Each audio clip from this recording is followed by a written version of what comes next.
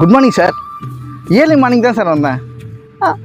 No problem sir, ஒன்றும் பிரச்சனை இல்லை சார். மாமா சார் ஒரு நிமிஷம் சார், நான் அப்புறம் பேசுறேன் சார். மாப்பிள ஆமா, வெளிநாட்டுல இருந்து எப்போ வந்த? காலைல தான் மாப்பிள வந்தேன். அப்படியா? 5 வருஷம் தான் அக்ரிமெண்ட் போட்டு போனேன், 2 வயசுல வந்துட்டேன். மாப்பிள உங்க அக்கா விட்டு என்னால பிரிஞ்சு இருக்க முடியல மாப்பிள. ஓ அதான் சங்கதியா?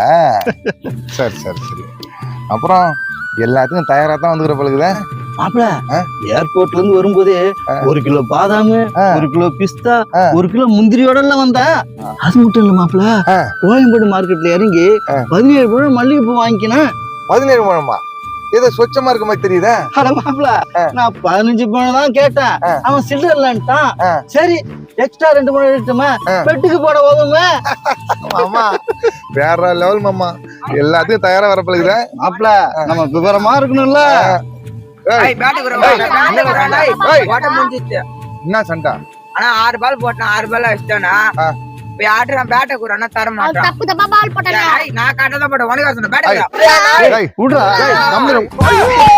மாப்பிள ஐயோ என்ன காரியமா பண்ணி? டேய் உங்களை அத வரேன் ஏறா. ஐயோ மாமா, ஐயோ மாமா, என்ன மாமா எல்லாம் வேஸ்டா போச்சா?